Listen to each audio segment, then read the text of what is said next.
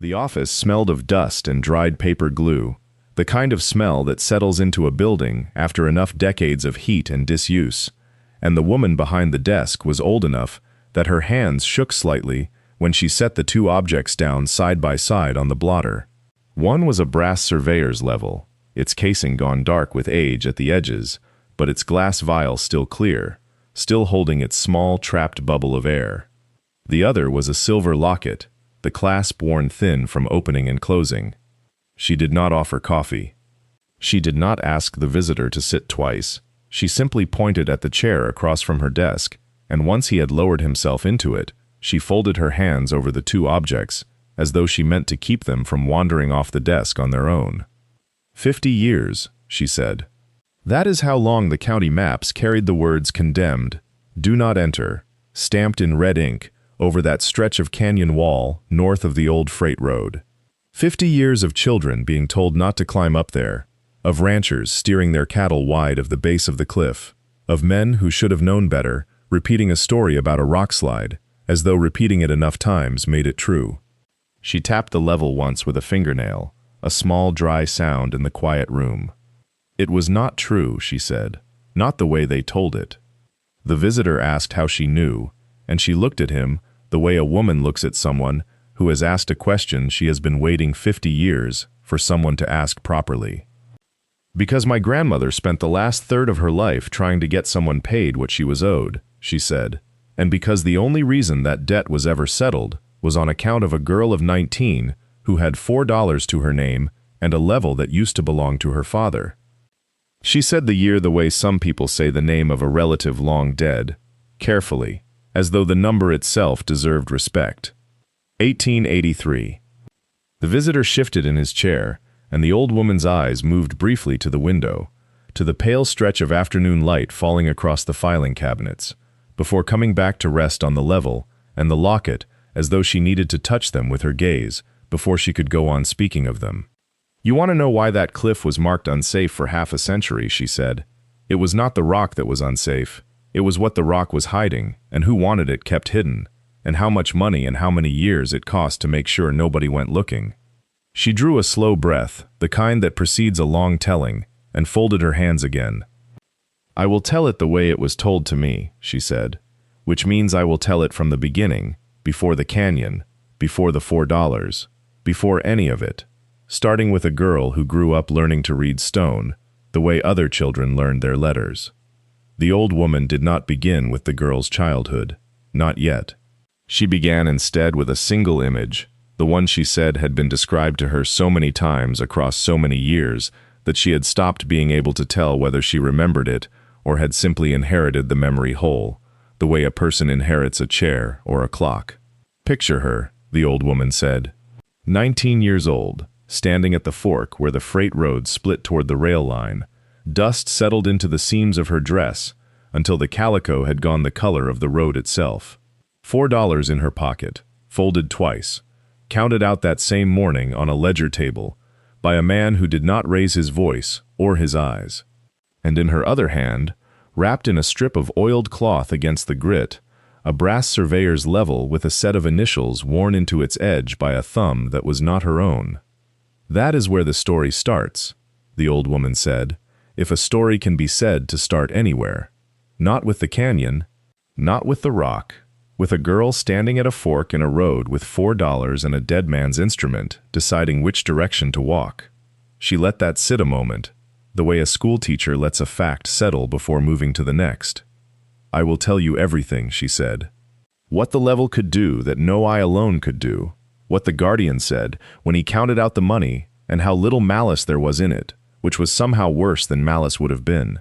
What she found above that canyon after 50 years of nobody daring to look. Who paid for the silence, and for how long, and what it finally cost them when the silence broke. I will tell you about a locket that was never given to the woman it was meant for, and about two names that went unspoken in polite company for longer than most people in this room have been alive. She reached toward the window, where the light had shifted another degree across the cabinets, marking the hour the way it always had, patient and indifferent. Settle in, she said, not unkindly, the way a woman settles a visitor before a long winter story. This will take some time to tell properly, and I do not intend to rush it. If you are hearing this somewhere far from where I am sitting, tell me where. I would like to know how far a story like this one can travel before it changes shape." Then she folded her hands once more over the level and the locket, as though drawing them both into the telling, and began, at last, at the true beginning, with a girl of 9, and a father who knelt beside her in the dust, with an instrument on 3 legs, teaching her to see what the ground was actually saying. The ranch sat 4 miles east of the freight road, close enough to hear the wagons, but far enough that the dust they threw up never quite reached the porch. It was not a large operation, not by the standards of the men who ran the bigger lines out of the territorial capital. A barn, a corral, a low stone house with 2 rooms, and a lean-to kitchen, and 11 mules that her father knew individually by temperament, the way other men knew their own children. The leather in that barn had a smell she would carry the rest of her life, oiled and salted and warmed by animal heat, mixed with the drier smell of the hayloft, and the metallic bite of the tools hung along the wall in the order her father insisted upon. Always the order, nothing set down at random. She was 9 the year he began teaching her, and she remembered the morning less as an event than as a temperature, the cool of early spring not yet burned off, the ground still holding the night's moisture in a way that darkened it half a shade, which he told her mattered, which he told her a man who could not read, that darkening had no business calling himself a surveyor. He set the instrument up in the yard between the corral and the well, a wooden tripod gone silver with age, and atop it the brass level that had belonged to his own father before him, its bubble vial the color of weak tea, its edge engraved with initials that were not yet his daughter's to carry. He did not explain things twice. He believed, in the quiet way he believed most things, that a lesson repeated was a lesson not learned the first time, and so she watched his hands and did not ask questions until the watching had given her something worth asking. He showed her how to sight along the level's edge until the bubble found its center, how a grade that looked flat to the eye could drop 4 inches in 20 feet and ruin an axle if a man built his road on faith instead of measurement, how stone that looked solid could be resting on nothing at all, waiting. The freight work itself was modest. A contract here, a delivery there, mule teams hauling goods between towns too small to matter to anyone who did not live in them, and there was never much money in it, only enough to keep the barn stocked and the harness mended, and a little set aside in a tin box her mother kept on the top shelf of the kitchen cabinet, a sum that changed slowly, the way most honest sums did. Her mother died of a fever the winter Mara turned 11, and the house grew quieter in a way that had nothing to do with grief being loud or soft, only with there being one less voice in it. Her father did not remarry. He worked, and he taught, and in the evenings he oiled the level's brass casing with a cloth he kept folded in his coat pocket, the way another man might have kept a rosary. Men in 3 counties said his name the way they said the name of a good well, with a kind of relief, as though its mere existence solved a problem they had not known how to phrase. He was not fast, he was exact, and in freight work, exactness was worth more than speed, because a mule team could always walk another hour, but it could not walk back an hour, once an axle had snapped on a grade some careless man had eyeballed instead of measured. Ranchers who wanted a road cut through difficult country asked for him by the level, not by his face. "Send for the man with the brass level," they said, as if the instrument itself did the deciding, and he was only its attendant. He never corrected them. He would set the tripod with a patience that made other men shift their weight and look at the sky, would crouch, would sight through the little glass eye at the bubble suspended in its vial of spirit, waiting for it to still itself between the 2 etched lines, the way a man waits for a held breath to finish. She was 6, the first time he let her touch it. He knelt behind her in the yard with the tripod set low to her height, his hand over hers on the brass barrel, and told her the bubble was not a thing to be forced, but a thing to be permitted, that if she held her breath and let the ground do its own talking, the level would tell her the truth, whether she liked the answer or not. She did not understand him then. She only understood that his voice, ordinarily flat and economical, went soft when he spoke of the instrument, the way it went soft when he spoke of her mother, and she filed that softness away without knowing what to do with it. By 9, she could read a grade across open ground within half an inch, and say so before he checked it. By 12, she could set the tripod herself, could cite and record and call the figures back to him while he wrote them in the ledger balanced on his knee, and he would nod without praise, because praise was not a thing he dealt in, only a kind of steady acknowledgement that functioned the same way and cost him less. He told her once, not looking up from the page, that the ground never lied, but it also never volunteered anything, and a person's whole use in this world came down to whether they were willing to ask it properly and wait for the answer. She did not know. Crouched beside him in the dust with the sun flattening their shadows into the same long shape, that she was being handed the only inheritance he would ever manage to leave her, or that the coughing which had begun that spring, dry and apologetic, as though even his own body meant to trouble no one, was already writing its own kind of grade into the years they had left. The lesson she remembered most clearly came on a Thursday in late October, the light going brass-colored, the way it does before the first cold snap, and her father setting the level on a stretch of ground behind the freight yard that looked, to her eye, perfectly flat. He told her to cite it anyway. She did, and the bubble drifted a hair to the left, and he asked her what that meant, and she said the ground dropped somewhere she could not see. He said good, and told her to find where. It took her the better part of an hour, moving the tripod in a slow grid across 40 feet of what appeared to be undisturbed earth, until she found a patch no larger than a wagon bed where the grade fell away by nearly 4 inches, hidden under a skin of packed dirt someone had smoothed over with a plank. Underneath it, when they dug, was an old cistern, collapsed and filled in decades before anyone in the yard had been born, its rim rotted to a black outline in the soil. Her father crouched at the edge of the hole and did not look surprised, only satisfied in the quiet way he had, and told her that the eye could be talked into believing almost anything a person wanted it to believe, but the level did not care what anyone wanted. It only reported what was true, and it always would, whether the truth in question was a filled-in well, or a lie a man had told with a shovel and a plank, and enough years to let the grass grow back over it. She asked him, because she was young enough still to ask such things plainly, whether a person could hide something that way on purpose. He said a person could hide anything on purpose if he had the patience and nobody thought to check, and that the checking was the part most people never bothered to learn, because it was slow, and because it required believing that the ground was worth arguing with. He told her the instrument did not care how long ago the lie was told. 10 years, 50 years, it made no difference to the bubble in the glass. It would sit exactly where the truth put it, indifferent to the calendar, and wait for someone patient enough to come along and read it correctly. She did not think of the cistern again for a long while after that, not through the year her mother's fever took her, not through the funeral in the Caliche churchyard, with its 2 modest markers a season apart, not through the long grinding stretch afterward, when her father worked longer hours, and coughed longer coughs, and taught her more, faster, as though some part of him already understood the arithmetic of how much time remained. But the shape of the lesson stayed lodged in her, the way certain things do at that age, waiting without her knowledge for the exact ground it would someday be asked to explain.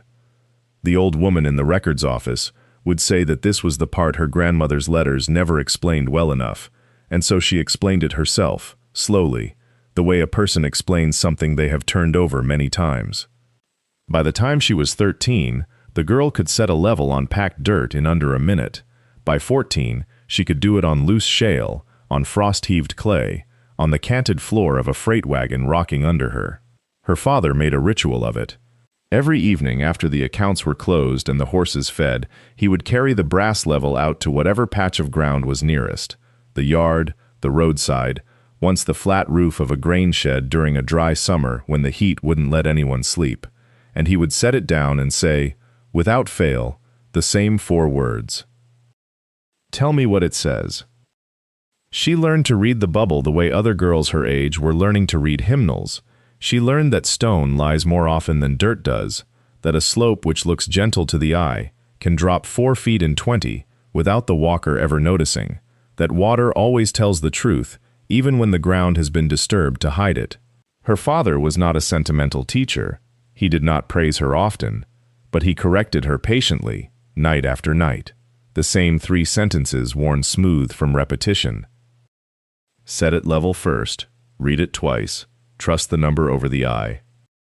Until the words stopped being instruction and became something closer to a shared language between them, a thing that belonged only to the 2 of them at the end of long days, when the rest of the household had gone quiet. He showed her how to read a hillside for old work, a terrace cut generations before, a spring diverted by hand, a grade shaved by men with shovels and mules rather than God. He told her that most people looked at land and saw scenery. A surveyor looked at land and saw a record, a document written in slope and displacement instead of ink. And if you learned to read it carefully enough, it would tell you what had happened there, even after the men who did it were dead and the reasons were forgotten. She did not know, kneeling beside him in the cooling dust with the level between them, that he was teaching her a language she would need for something far larger than freight roads and grain sheds, that 22 years and 400 miles away, on a slope no one in her family had ever walked, that same patient grammar of bubble and grade would be the only thing standing between her and a lie 50 years old. She only knew that when he said, "Tell me what it says." She wanted, more than anything, to give him the right answer. By the winter he could no longer kneel beside her in the dust. The coughing had become a fixed hour of the evening, arriving after supper the way weather arrives, expected and unwelcome in equal measure. The house had adjusted itself around it, the way a house adjusts around any long illness. A chair moved nearer the stove, a basin kept always half full, voices lowered not from grief yet, but from habit. She was 15 that winter, old enough to carry water without being asked, too young to understand that the quiet efficiency with which the household managed his decline was itself a kind of mourning already underway.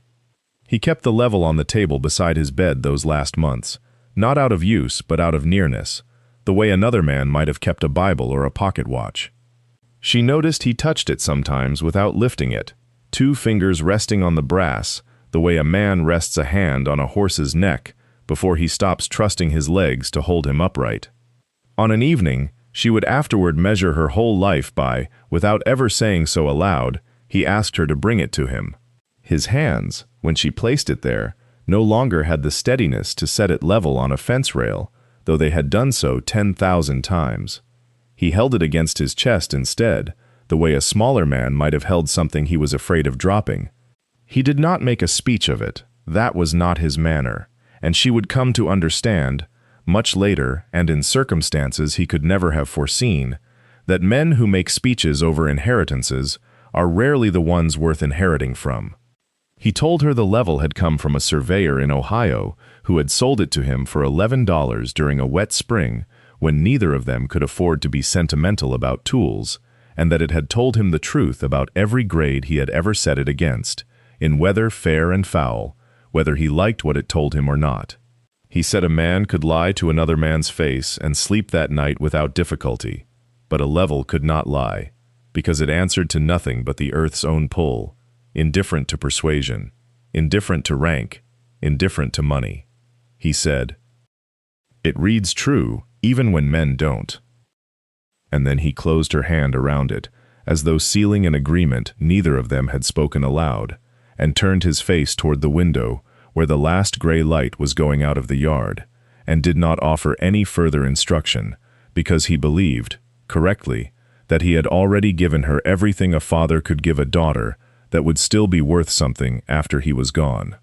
He died on the 11th of March, 1879, in the back room of the house on Cedar Street, with the window cracked despite the cold, because he had asked for air, and no one had the heart to refuse a dying man so small a thing.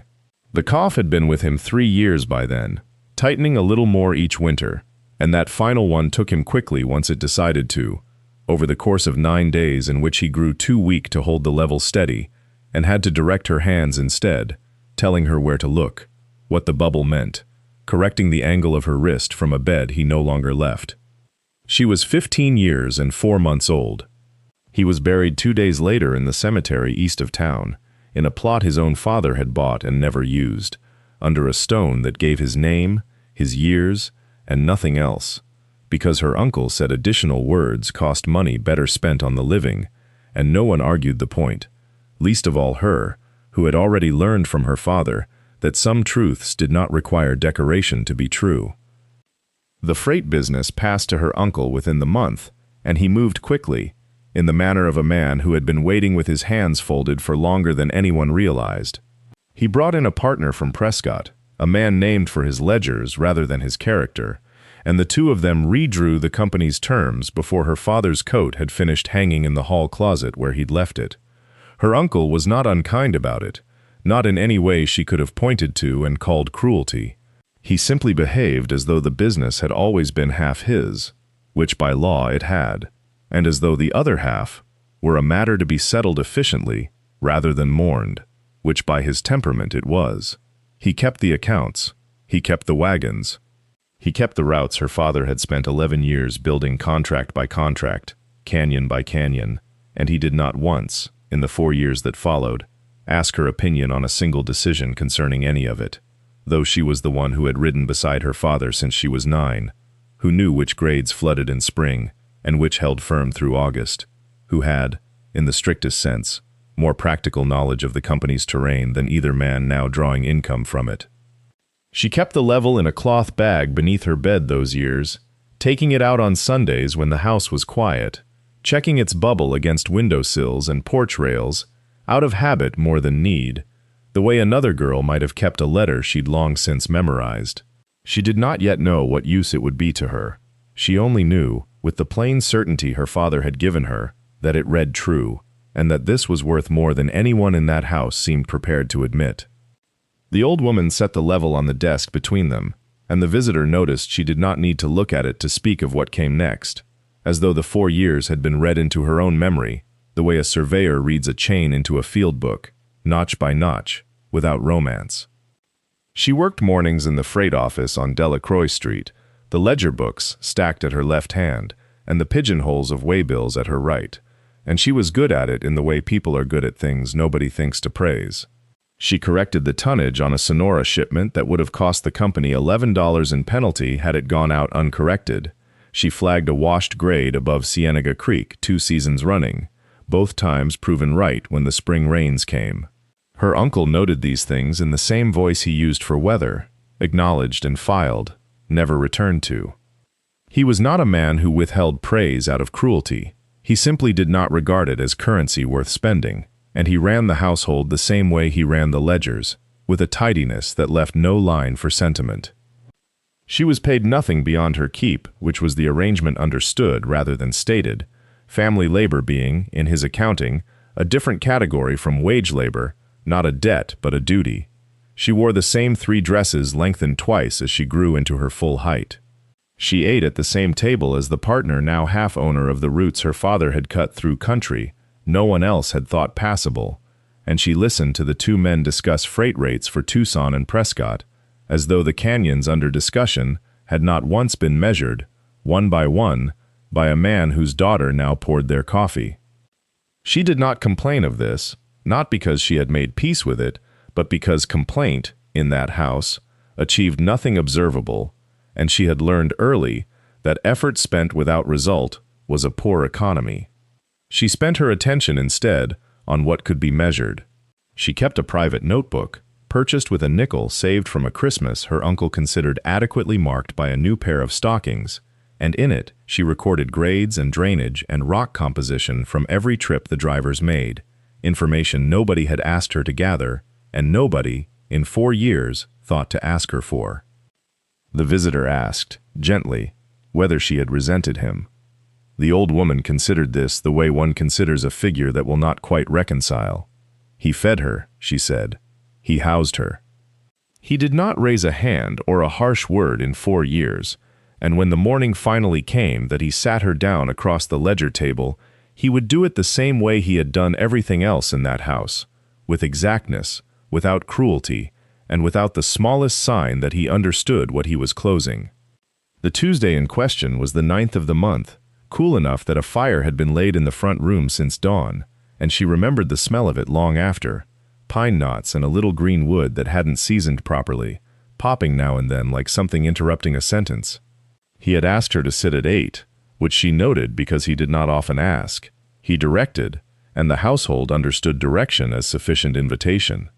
The ledger table had been cleared of everything but the ledger itself, closed, and a small tin box she recognized as the one he kept in the drawer beneath the strongbox, the one that held coin rather than paper. He opened the ledger first. He wanted her to see the entry, he said, not take his word for it, and he turned it so the columns faced her. The freight line sold in full to the partner, the figure agreed. The date of transfer recorded 3 lines below in his own even hand. He had signed already. The ink had dried enough that it no longer shone. He showed her this, the way he might have shown a driver a corrected waybill, as a matter of record rather than persuasion, and she understood that persuasion had never been required, that the outcome had been settled before she was called to the table at all. Then he opened the tin box and counted out $4, 2 half-dollar coins, the rest in smaller silver, laying each one on the wood with a small, precise sound, and he said, this represented her fair portion, given the years of her keep against the years of her labor, a calculation he had apparently made and did not offer to show her, though she did not ask to see it either. He said it without heat and without apology, in the tone he used for freight weights and feed costs, and when he had finished counting, he squared the coins into a small stack with one finger, the way he squared invoices, and pushed them across the table toward her. He stood then, and extended his hand, and she took it, and he shook it once, firmly, the way he shook hands with drivers at the end of a contract, and said he wished her well in whatever she undertook next. There was no unkindness in his face. There was, she would say later, no particular kindness in it either, only the settled look of a man who has closed an account correctly and moved, already, in his mind, to the next entry waiting on the page. He did not ask where she intended to go. He did not offer to write her a letter of introduction. He returned to the ledger, dipped his pen, and began a new line, and she understood, standing there with $4 warm from his hand, that the conversation, such as it had been, was already over. The county recorder, decades later, would note that the freight road out of that town ran a measured 11 miles before it forked, and that the fork itself meant nothing to anyone who had not walked it, and that she had walked every one of those 11 miles on a Tuesday in the 3rd week of March 1883, with the sun already hard on the back of her neck by 7 in the morning. The satchel held 2 dresses, a paper of needles, a tin cup, and the $4 folded into a handkerchief and pinned inside her bodice where a hand would have to work to reach it. The level rode across her back in the canvas sling her father had sewn for it himself, the brass warm through the cloth within the hour, and she would say later that she had not once, in 11 miles, set it down in the dirt, though she had set down everything else at one point or another to rest her arms. The road was rutted from freight wagons she no longer had any claim to, and twice she stepped aside for teams she recognized by their gait, before she recognized the drivers, men who tipped their hats and did not slow, because a girl walking west with a satchel was not, in that country, a thing that required a wagon to stop. The heat by 10 o'clock stood at what she guessed to be 90 degrees, though she had no instrument for measuring temperature, and would not have trusted her own guess enough to say it aloud to anyone who asked. The land flattened and then did not, rising in long red shoulders toward hills that seemed no closer at noon than they had at dawn, and she kept the level sling shifted forward against her chest when the shoulder strap began to cut, and she did not stop to eat until the sun stood directly overhead and her shadow had drawn itself in beneath her feet. She had bread wrapped in a cloth and a strip of dried meat, and she ate a third of each, calculating without quite meaning to the number of days $4 might buy her if she was careful, and arriving at a figure she did not like and did not revisit.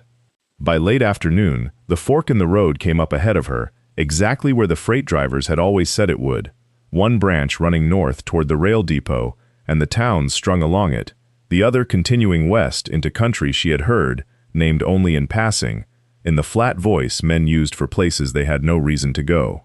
She stood at the fork longer than the choice required. The level's weight settled against her spine, the sun already lowering enough to throw her shadow long and thin across the dust, and she chose the west road, for no reason she could have given a magistrate, only that it was the one no one had told her to take. The county records keeper would say later that this was the stretch nobody remembered to ask her about because it sounded like nothing, 6 weeks strung together like beads on a string with no particular shine to any of them. She found work where the small jobs were, because small jobs were what a girl with a brass level and no letter of reference could get. A rancher outside a settlement paid her 75 cents to run a fence line straight, where his had wandered for a decade. A freight company 2 towns over paid her $1.10 to confirm a grade their own man had gotten wrong, and did not offer her further work afterward, though they did not say why, and she did not ask. She slept where sleeping was cheapest, ate where eating was cheapest, and kept a private accounting in a notebook her father had also left her, though that ledger is not the one anyone remembers now. It was at a stage stop, in a room thick with the smell of tallow and wet wool, and the particular staleness of men who had been riding too long in the same coats, that she first heard the canyon named. She was not listening for it. She was eating and counting, as she had gotten into the habit of doing without noticing she did it, when 2 freighters at the next table fell to talking about a route that had once run north of where they now sat, before it was abandoned for a longer but safer road. "Ground goes bad up there," one of them said, in the flat voice she recognized from her own drivers, the voice men used for places they had no reason to go. Whole cliff came down on itself. Must be 20 years gone now. Counties had it marked off since. "Marked off for what?" the other asked, not much interested. "Condemned. Do not enter. That's what the paper says, though there ain't nothing up there to enter into but rock." He laughed once, without much behind it. "Fella I knew swore there was a building up in it once, before the slide. Army stores, something like that. Say it's cursed now. Say the ground shifts if you stand on it wrong." "Ground shifts everywhere if you stand on it wrong," the second man said, and they moved on to weather, and to a horse one of them meant to sell, and the canyon was folded back into the ordinary traffic of talk and forgotten by both of them before their coffee had cooled. She did not ask a single question. She did not turn her head. She finished her bread and paid what she owed and went out to where she had left her satchel, and it was only once she was alone on the dark porch of the stage stop, the level's weight familiar and solid against her side, that she allowed herself to think the word again. Cursed. And to notice, with the same flat attention her father had trained into her for reading a slope, that no one in that room had said the word. Natural. The county clerk's office in the nearest town was a single room with a wood stove and a wall of map cases, and the man who kept it had the unhurried patience of someone who had spent 30 years answering questions nobody urgent ever asked. She told him she was surveying for hire and wanted to know what ground was already claimed, already marked, already spoken for. A reasonable question, the kind that drew no second look. He pulled the drawer without being asked twice. The map was dated 1861, redrawn in 1868, redrawn again in 1874. The canyon's contour lines carried forward each time by a different hand, but the same 6 words carried forward with them, inked in the same place at the same angle, as though no cartographer since had felt it necessary to think the sentence through again. Condemned. Do not enter. She asked him, in the flat voice she had learned answered questions best, what had condemned it. He said a rock slide, 1861, before his own time in the office, and turned to a ledger of correspondence bound in cracked leather, and found, after some searching, a single letter from a quartermaster's clerk requesting that the site be struck from active use and marked accordingly, on account of a collapse that had rendered the depot, his word, depot, inaccessible and unsafe for further habitation or storage. Depot. Not a line shack, not a trapper's cache. A depot, built to hold something. During a year she now turned over in her memory, with the same care her father had once turned over a suspect grade. 1861. The year the Apache campaigns had pulled soldiers and freight both through this country, in numbers the roads had never been built to carry. The year, she was fairly certain, that half the family ledgers her uncle kept locked in his desk had also begun and ended, though she had never been permitted to read them closely enough to know why. The clerk offered no more than the letter gave him, and did not seem to feel the absence of more as a wound the way she did. He closed the ledger, satisfied, and asked if she needed the loan of a plat pen, and she said she did not, and thanked him, and went back out into the white afternoon heat, with the shape of the thing settling into her, the way a grade settles into a wheel, not all at once, but by degrees, until the whole weight rests where it will. A depot, sealed in 1861, marked unsafe every year since, on every map since, by clerks who had never climbed to look, copying the same 6 words forward the way a man copies a debt he has stopped questioning. She stood in the street a long moment, with the level strap biting faintly into her shoulder, and thought of the 2 men at the stage stop laughing over their coffee, and of the word neither of them had said. Natural. Work, in that country, was not a thing a young woman asked for outright. It was a thing she made herself useful enough to be handed.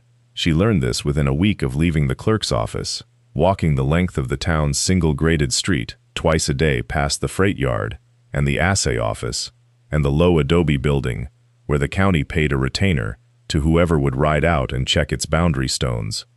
She did not ask for the canyon. She asked, instead, about a ranch 11 miles east that needed its north fence line resurveyed before a sale could close, the old markers having sunk or shifted or simply vanished under 20 years of runoff, and when the rancher's foreman looked at her level and her satchel and her plain calico with open doubt, she set the tripod herself, sighted the line herself, and read the grade back to him in numbers that matched, within an inch, the figures his own father had carved into a fence post decades before.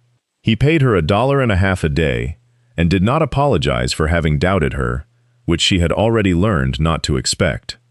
The ranch work put her within 4 miles of the canyon rim, close enough that in the evenings, when the light lay long and gold across the mesa, she could see the pale scar of the old slide hanging above the gorge, like a wound that had never quite closed.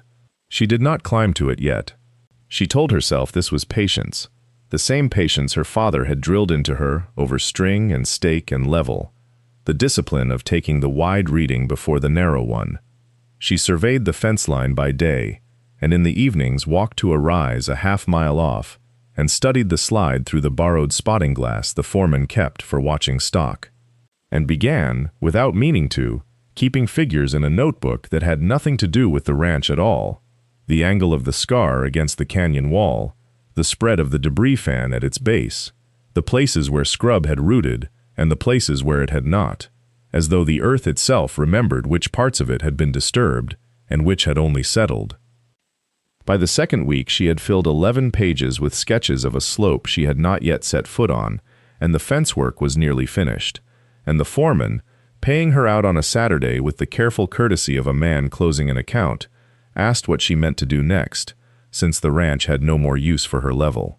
She said she thought she would go up and have a closer look at the old depot, and he set down the coins and looked at her the way the men at the stage stop had looked at each other over their coffee, and said that folks around there did not go up to that place, and had not for longer than he could say. She asked him why not, and he only shrugged the way men do when a thing has been true so long that the reasons for it have worn away, leaving only the shape of the warning behind, and told her that a man had died up there once, and another had gone up to bury him and come down saying nothing at all, and had not spoken above a whisper for the rest of his days. She thanked him for the coins, and did not tell him she meant to go anyway, because there was no use giving a man cause to worry over a decision already made. She went up the following morning, before the heat had settled into the rock, carrying the level slung across her back in its worn leather sling, and a canteen and little else, and she worked her way along the base of the scar the way her father had taught her to work any slope, not by looking at what was obviously wrong, but by looking at what was quietly inconsistent. A natural slide, he had told her once, kneeling beside her on a grade above a wash, while she was still small enough to need steadying, falls the way water falls. It finds the path already lowest, already softest, already leaning toward collapse. It does not choose. She set the level at 4 stations along the debris fan, sighting the same distant scrub oak from each, and recorded the readings in the notebook with the same care she had once used to record cattle counts, and by noon she had what she needed. The upper third of the scar dropped at a grade nearly twice as steep as the lower two-thirds, a discontinuity no honest collapse produced, since a slide accelerates smoothly as it falls, gathering angle as it gathers speed, and does not break itself into two distinct grades like a thing built in two separate acts. She checked the figures twice, the way her father had drilled into her, because a man who trusts his first reading is a man who has not yet been wrong in a way that mattered. She stood a long while with the level still in her hands, feeling the brass warm from the sun, and looked up at the boulders wedged along the upper scar, at the way the largest of them sat canted against the slope rather than settled into it, the way a stone rests when it has been placed rather than dropped. Somewhere above that arrangement of stone, deliberate as a locked door, there was an opening the county map called condemned, and the foreman's silence called cursed, and neither word, she thought, had anything to do with what the ground itself was telling her. She began, carefully, to climb. The climb cost her the last hour of usable light, and she did not press past the point where the rock turned uncertain beneath a failing sun, for her father had taught her that caution was not the opposite of progress, but the condition that made progress possible. She turned back 100 feet below the canted boulders, marked the place in her mind the way he had taught her to mark a benchmark, and made her camp on the canyon rim, with the fire kept small and low, more for the look of a coal than the comfort of a flame. She did not sleep well. She told herself it was the cold coming up off the rock, though the night was mild for the season, and she knew, lying there with her saddle blanket drawn to her chin, that it was the arithmetic keeping her awake, the way a column of figures will keep working itself in a person's head long after the ledger is closed. She rose before the moon had fully cleared the far rim and lit a second, smaller fire, cupped low against the wind, and took her father's grading notebook from her satchel. The leather cover had softened with years of handling, his and now hers, and the pages inside held his surveys of a dozen roads and cuttings from the years before the illness took the strength from his hands. She found the pages on slide behavior, the ones he had copied out longhand from a government engineering manual he'd borrowed and never returned, and set them beside her own figures from the afternoon. His notes confirmed what her instruments had already told her. A natural slide, he had written, in the small, exact hand she had spent a childhood learning to read upside down across a supper table, will show a single continuous grade from crown to toe, since the material accelerates as one body once the initial failure begins. Where two distinct grades appear in a single scar, divided by a break in slope inconsistent with the surrounding geology, the engineer should suspect either a secondary slide at a later date or deliberate placement of material to simulate a collapse that did not occur as represented. She read the line 3 times by firelight, and then she checked her own figures a 4th time against his, not because she doubted them now, but because doubting them, methodically and without hurry, was the last honest thing she knew how to do with grief. The 2 grades did not merely differ. They differed by an amount too precise to be accident, a break clean enough that it might have been laid out with a level not unlike the one warming again in her lap, brass catching the small orange light of the coals. She closed the notebook, set both books against her satchel, and looked out at the canyon dropping away black and depthless beneath the stars, thinking of the boulders wedged against the slope like teeth set deliberately into a jaw, and of the word condemned sitting on a county map in ink someone had chosen, 22 years ago, with a steadier hand than the story it was meant to tell. Morning came without ceremony, gray at first and then the particular hard gold that the desert kept in reserve for those willing to rise before it. She ate nothing, drank sparingly from the canteen, and returned to the base of the slide with the level slung across her back, and her father's notebook open to the page she had marked with a folded strip of cloth. The boulders that had seemed, the day before, to be a single collapsed mass revealed themselves under closer study to be arranged in a pattern that repeated itself with a regularity no mountain had ever produced on its own. She moved along the base of the debris field with the level set on its tripod every 12 paces, sighting, recording, moving again, the way her father had drilled into her on 100 quieter mornings when the only stakes were whether a road would drain properly come the rains. At the eastern edge of the field, where the rubble met a shoulder of exposed sandstone, she found what the grades had been trying to tell her since the previous night. A seam ran vertically through the rock face, too straight to be a natural fracture, packed at its base with smaller stone, fitted with a care that gravity did not exercise. She worked her fingers into the gap and felt cool air moving against her knuckles, air that had no business moving through solid rock unless the rock was not, in that place, entirely solid. She spent the better part of 2 hours clearing stone by hand, setting each piece aside in a pile rather than casting it down the slope, some instinct telling her that the arrangement of the debris was itself a kind of evidence and ought not be scattered carelessly.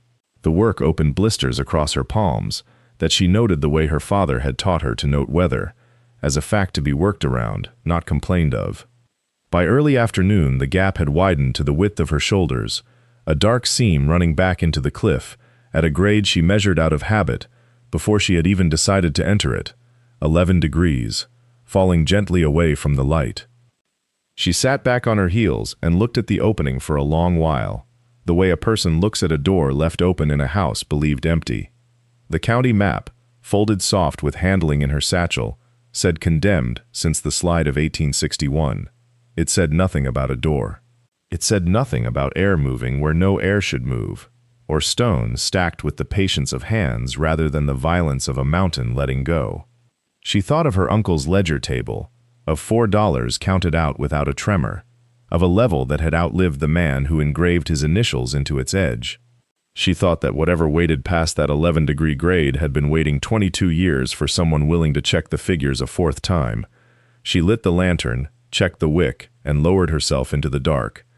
The gap took her sideways at first, one shoulder scraping stone still cool from a night the sun had not reached in decades, and then the passage widened just enough to let her turn and face forward, the lantern held low so its light fell on the ground rather than her own eyes.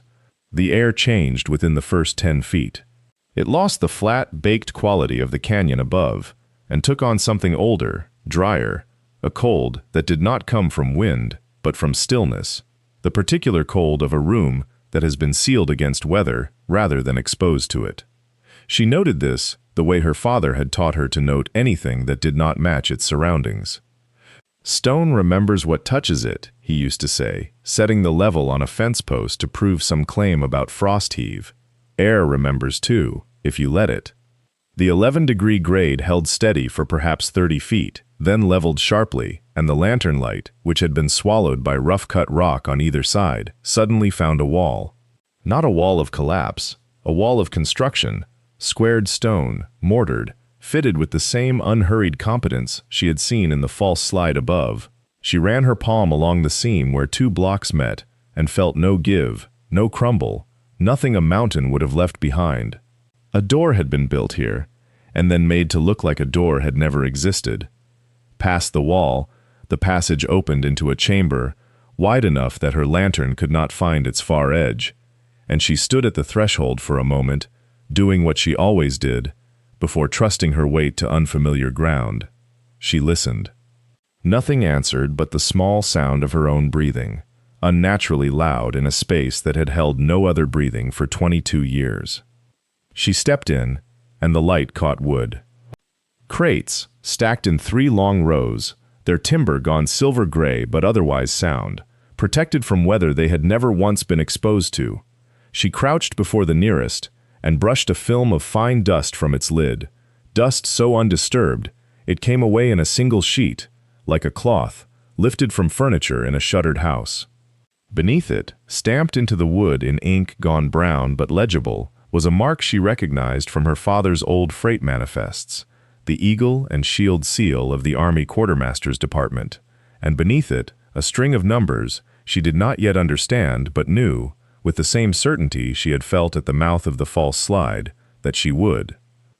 She counted the crates without meaning to, 41, in 3 rows, plus a smaller stack set apart near the chamber's back wall, as though placed there deliberately, later, by someone who had wanted them kept separate from the rest.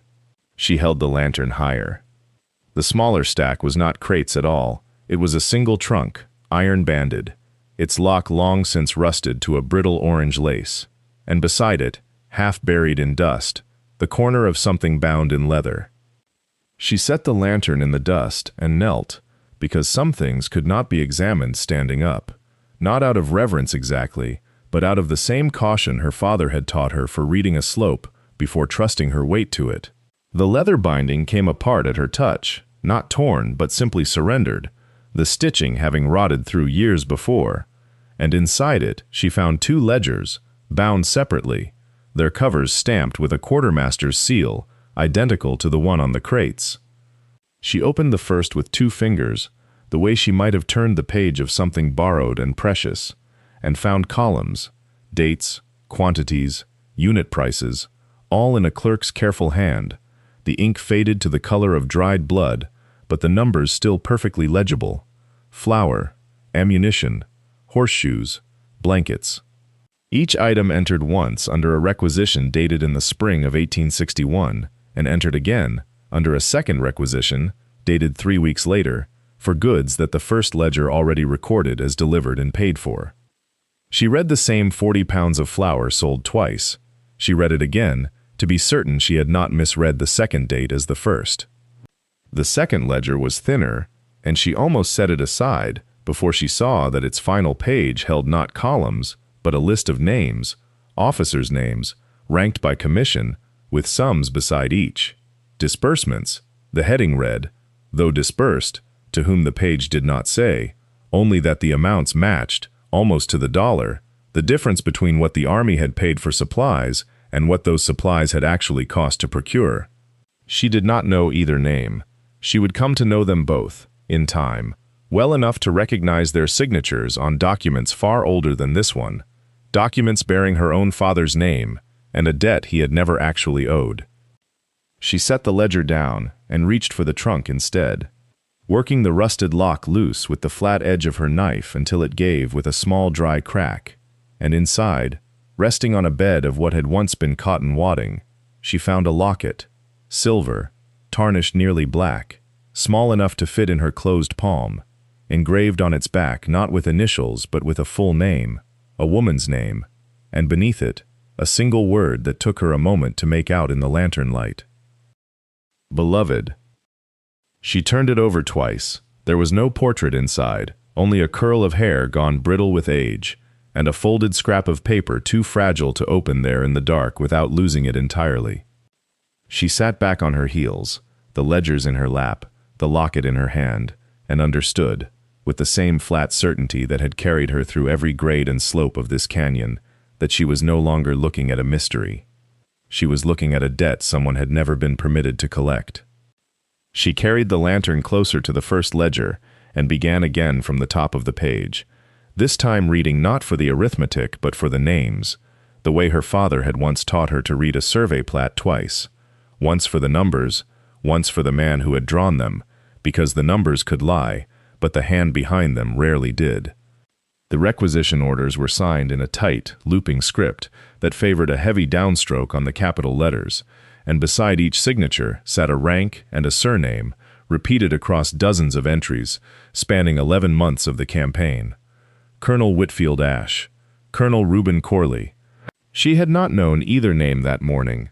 By the time the lantern had burned another quarter-inch of oil, she knew them the way she knew the grade of her own canyon floor, by feel, by repetition, by the small cold shock of recognition that comes when a thing long buried surfaces whole.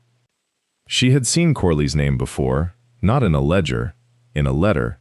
It had come to the freight office the winter she was 12, folded once, addressed in the same clipped hand a lawyer uses when he wants a debt to sound larger than it is. Her father had read it at the kitchen table by lamplight and said nothing for a long while afterward, only turned his coffee cup slowly on its saucer, and later she had heard him tell her uncle, in the low voice men use when they do not want a child listening, that Corley had called in a note that was never rightly owed, and that Ashe had backed him on it, before the county board, and between the two of them, her father's contracts with the fort had dried up inside a season. He had never fully recovered the ground he lost that year. He had died 3 winters later, still carrying the difference on his books, still explaining it to creditors who had stopped listening.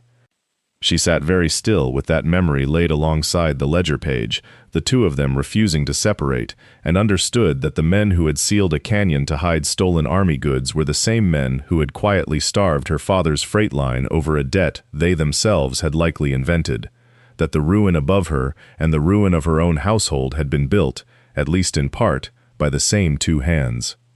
It did not feel like grief. It felt like a bearing finally closing on itself after a long traverse. The kind of moment her father used to mark with a single satisfied nod when the numbers came home clean. She had not gone looking for him in this canyon. She had only gone looking for a slope that did not sit right. And yet here he was anyway, folded into the same page as a stranger's stolen pay, waiting the way stone waits, without hurry, for someone patient enough to read it correctly. She closed the ledger, but she did not close the thought.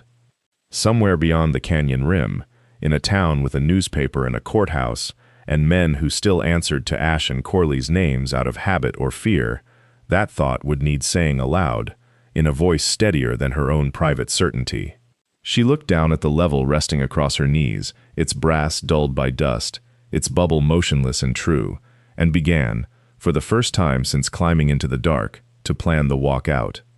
The man found her 3 days later, in the lobby of the boarding house where she had taken a room with money she did not yet have, on the strength of a promise to pay, once her survey work resolved into wages.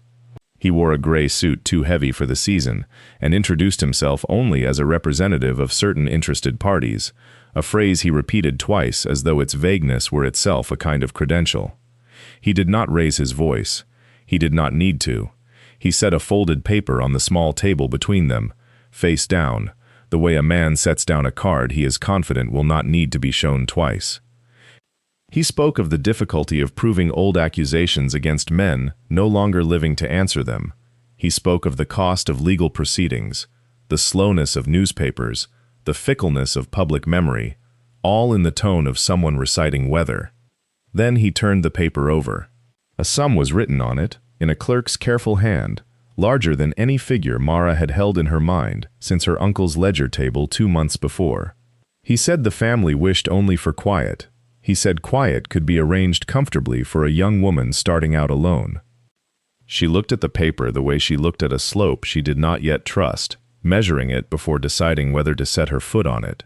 She thought, briefly and without drama, of what such a sum could purchase: a house, a team of mules, years free of counting coins on a boarding house table. She thought of her father's contracts, blacklisted on a rumor never spoken aloud, and understood now that the silence being offered was the same silence that had already cost him a decade of work and, perhaps, some measure of the health he could not spare. She did not raise her voice either. She said that she had already given her word to a man with a printing press, and that she did not know how to take a word back once it had left her, any more than she knew how to argue a level into reading false when its bubble sat plainly centered. She said the widow named in the ledger had waited 22 years for a payment owed to her by law, and that the sum on the table was not large enough to cover what interest owed on a debt like that, not if it were doubled. The man did not argue. He folded the paper back along its crease, unhurried, and returned it to his coat as though retrieving something merely mislaid. He told her, without any particular malice, that some doors once opened could not be closed quietly again, and that she should not mistake her present peace for a permanent condition. Then he thanked her for her time and left the boarding house, his boots unhurried on the plank floor, and Mara sat a long while afterward with her hands flat on the empty table, listening to the sound of a decision already made, settling into place around her like dust after a wind has passed. She did not answer him. She let the door close, listened to his boots fade along the boardwalk, and then she rose and packed the ledgers back into the oilcloth she had carried since the canyon, folding the corners the way her father had once folded surveying charts, with a crease exact about. The old woman set the level down on the counter between them, the brass catching the afternoon light through the records office window, and for a moment she said nothing at all. "My grandmother was that widow," she said, "the one in the locket." The visitor looked at her, then at the level, then back again, waiting. "She got her pension in the spring of 1884, the woman said. 11 years late, paid out to the dollar, with interest the county comptroller fought over for a month before he signed it. She used part of it to buy this building. The rest she put toward her daughter's schooling, and her daughter put some of that toward mine. And here I am, still sitting in a building bought with money that took 11 years and one honest woman with a level to collect. She turned the instrument over, showed the initials worn nearly smooth along the edge. Mara Kessler surveyed this county for 41 years, she said. Every fence line, every water claim, every disputed boundary between here and the territorial line went through her hands eventually. Ranchers who cursed her name when she told them their fence was 8 feet onto the neighbor's land came around to trusting her more than they trusted their own eyes, because she never once adjusted a reading to please the man paying for it. She never married. She kept an office 2 streets from here for most of that time, and she kept that level on her desk the whole while.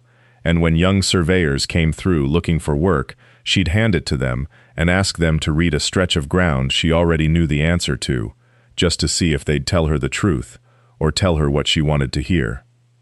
The visitor asked, quietly, when she had died.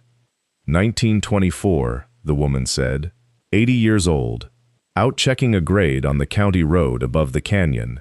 The same canyon, when her heart gave out. They found her sitting against a fence post with the level still set up beside her, the bubble dead center, the sight lined true on the far stake. Whatever else you want to say about how she went with an instrument reading correctly. She wrapped the locket back into its cloth and set it beside the level and folded her hands over both of them the way a person folds their hands over something they have decided, finally, to stop guarding so closely. People ask me sometimes what the treasure was, she said. They want it to be gold. It wasn't. It was 2 pieces of paper and a promise somebody finally kept. That's all.